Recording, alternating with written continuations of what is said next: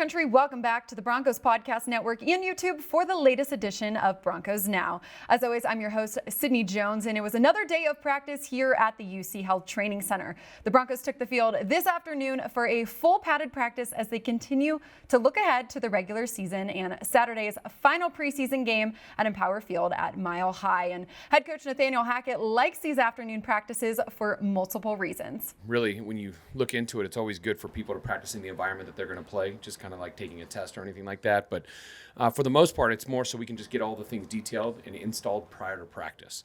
So we always want to have that done as much as possible, and I've always kind of liked doing it a little later instead of earlier once you get into that game week. Coach Hackett also announced today that quarterback Brett Rypien will start this Saturday versus the Vikings. He will play the first half, and then Josh Johnson will come in and play the second. I think both of those guys have done a good job, and I think Rip has earned an opportunity to be able to go the first half.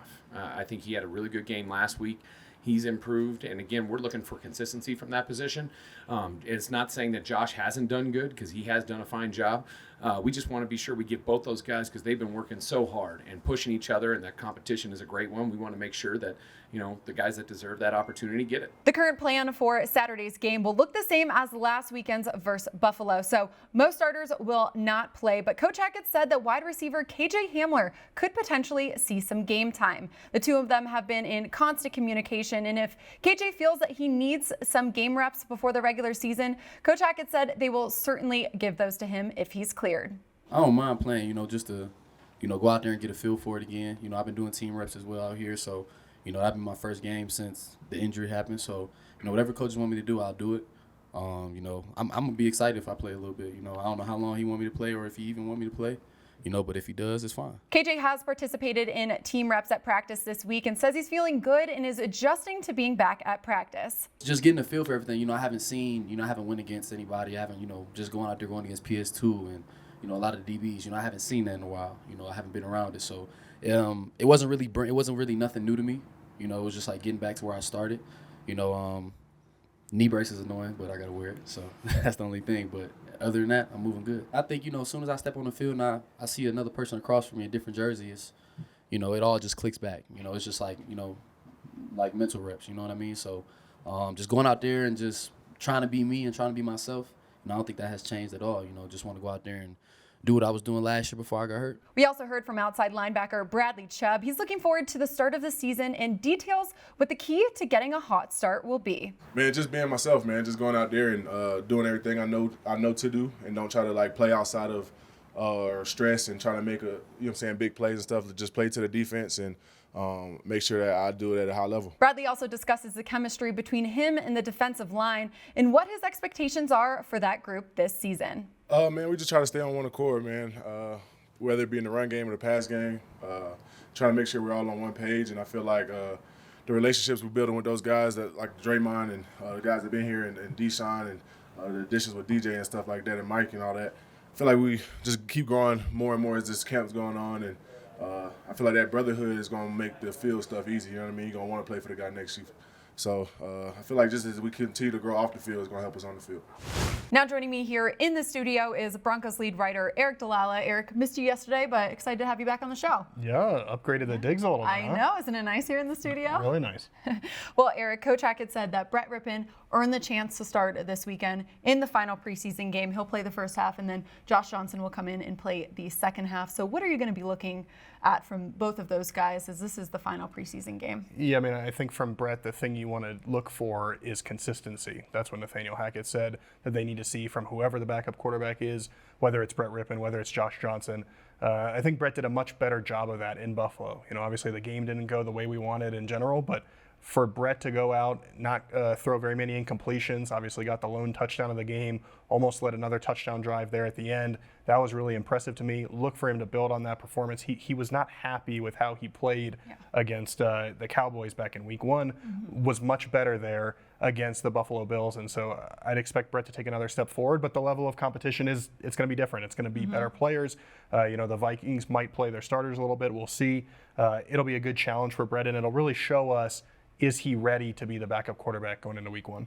Yeah, certainly will. Well, like I talked about earlier in this show, KJ Hamler could potentially play in this final preseason game. He and Coach Hackett will continue to talk throughout the rest of the week to see if they really want to play him. But Aric, what do you think this would mean for KJ, as this is his first game back since suffering that ACL and hip injury at the beginning of last season? Yeah, I think it'd be good for him. You know, some guys, I think you come back from certain injuries, you don't need to get hit. You don't need to kind of go through those motions, go through the routine. I think KJ is one of those guys who might need to do that. Obviously, he's spoken at length about the challenges he's faced in coming back from his knee injury, from his hip injury. He even mentioned that as recently as yesterday, he wasn't feeling completely comfortable, kind of went up in the air and was like, can I go up and get this football? Was able to prove to himself that he could do that, and so that's a good sign. But I think playing full speed, playing against the Vikings in a game setting, you know, being able to take a couple of hits, hopefully not too many. Not too many, yeah. But to be able to take a few of those, to be able to run some routes, get the conditioning part of it in, have himself ready to go for week 1, that'll be an important thing for him, I think. Well, we also heard from Bradley Chubb earlier. He discussed kind of his mindset as the regular season is about to start. I feel like this is going to be a big year for Bradley, you know, really hoping to see him get back to double-digit sacks. What do you think is going to be his potential, or what is his potential this year? Yeah, I mean, I think you hope that he's able to get back to where he was, you know, all the way back in 2018 when he had 12 sacks, a franchise rookie record, obviously made the Pro Bowl in 2020. That was impressive as well. But with Bradley, I think it's all about just staying on the field, staying healthy. He's talked about how his goal for this year is just to be out there and be available for his team. And when he is out there, he's been really good. He's a strong, powerful, big rusher, and he's able to push those offensive tackles backwards, get into the backfield. I'd like to see him add to his strip sacks. That's obviously an area that Randy Gregory's been really good in. Yeah. But I think Bradley could take a step forward. And then I think the other thing is just playing off of Randy Gregory. He's going to be that guy that, you know, we didn't see Vaughn and Bradley out there together all that much, and so this is an opportunity for Bradley to play with an elite rusher, take advantage of that, get some sacks that maybe they double team Randy for a play and Bradley can get free. But we've heard Bradley talk about himself. He feels like he's that TJ Watt type of player. He feels like he's one of those edge rushers that can change a game. I think we're going to see that from Bradley. It really would not surprise me if you look at the end of the year and he's got 14, 15 sacks. Bradley and Randy will certainly be a fun duo to watch this season, hopefully. Aric, in other news surrounding the team, the two most legendary coaches in Broncos history are not moving on for final consideration for the Pro Football Hall of Fame's class of 2023. Dan Reeves and Mike Shanahan. Very disappointing. It is disappointing. You know, obviously Dan Reeves passed away not too long ago.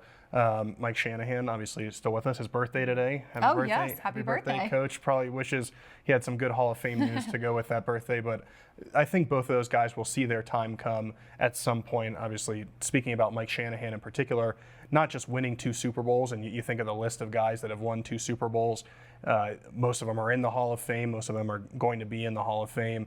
But also the way that his offense has spread around this league.